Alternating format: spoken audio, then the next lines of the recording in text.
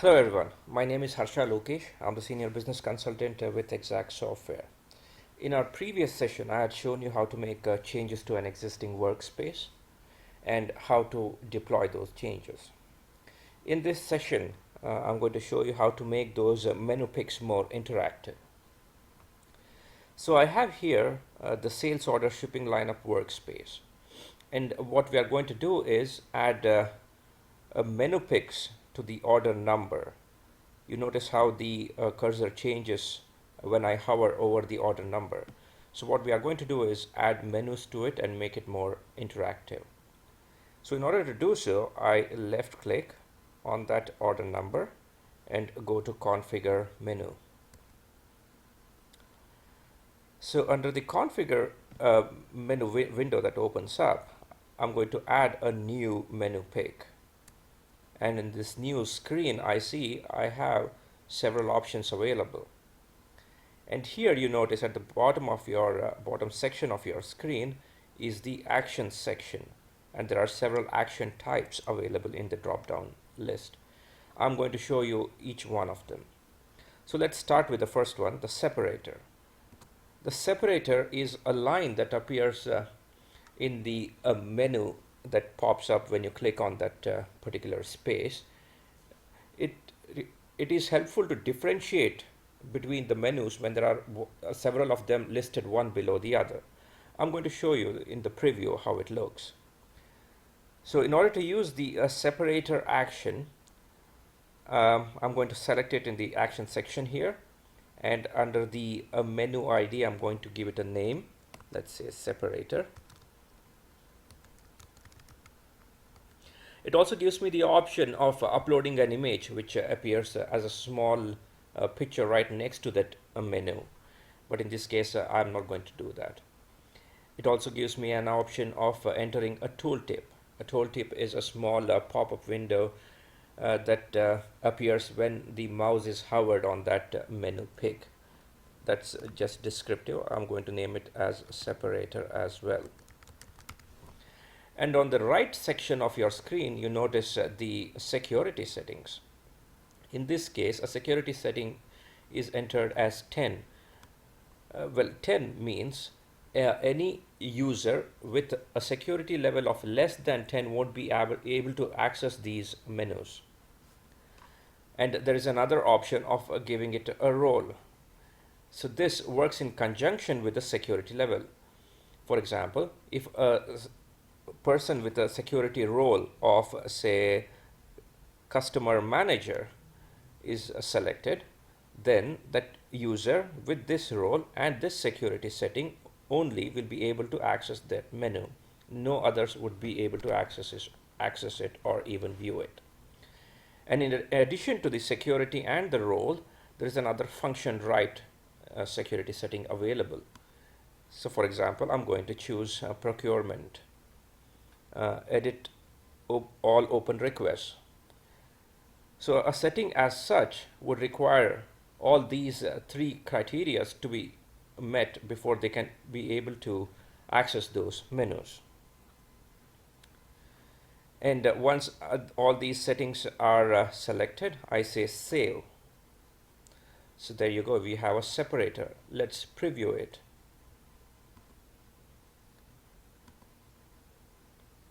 So when I hover my mouse close to the customer order, it changes. So I click on it, and you see here there's a small gray bold line that appears. It will become more prominent when there are several menus listed one below the other. So let's look at the next available option. So under action, I go to hyperlink. Header. This header is also very helpful in organizing the menus when there are several of them listed one below the other. The header is going to appear in several different formats. I'm going to show you how to make it appear. So let's name the menu as header. Again, it gives me an option of uploading an image and the tooltip. I'll enter the tooltip as header. And the security settings was explained previously, so I'm not going to go through them again. So here I would like to share with you a useful tip. The header, when it appears on the menu pick, can be made to appear in bold, italics, or underlining. In order to do so, you can use these codes. If you enter the code as such, it would make it appear as bold. And if you use this code, it would make it appear as italicized. And if you use this code, it would underline it. So let's preview it. I'm going to say save, and let me bring the separator down so that it will be more easily visible, and I'm going to say save. So here, when I click on the order number, you see the header is in bold, italicized, and underlined, and this is the separator here. So that's how you organize several menus when there are various of them listed one below the other. So let's go ahead and look at more. So I'm going to say new. The next under the action type was the hyperlink. So when the action type hyperlink is selected, it gives us the option to enter the URL. A URL could be any of the website, like for example www.google.com. So when you click on that menu pick, it would take you directly to google.com web page. Or it could be used more creatively by entering the web page of one of the BPM screens. For example, here I have the a link or the URL to the sales annotation page on BPM. Let's use this for this demonstration. So I'm going to name the menu as hyperlink. And again, we have the option of uploading an image and also entering the tooltip. And I'm going to say save. And save again and close it. So here, when I click on the order number, there is a hyperlink, and when I click on that hyperlink, it should take me to the sales annotation page. So here it is, the sales annotation page. So that's one way of creatively using the hyperlink. So let's look at more available action items. So I again click on the order number and click on configure menu and click on new to take me to the action type, a pop-up window. The pop-up window is similar to the hyperlink action item that we used previously. It again gives me the option to enter the URL, which could be any website or one of the web pages in BPM process. In addition to that, it gives me some window properties. For example, the frame name is the name of the pop-up window you want to show up. You could size that window by entering the height and width, and give some controls to the user by allowing them or disallowing them to resize those windows that would pop up. And it has several formatting options wherein you can decide to show the menu bar, the tile bar, the status bar, the scroll bar, or the toolbar. Since the functionality of a pop-up window works similar to that of a hyperlink, we're not going to preview it, but let's move on to the next action type, which is report. So action type report allows you to directly link the menu pick to a particular report. The report can be selected by clicking on this icon here and selecting the required report from the available list.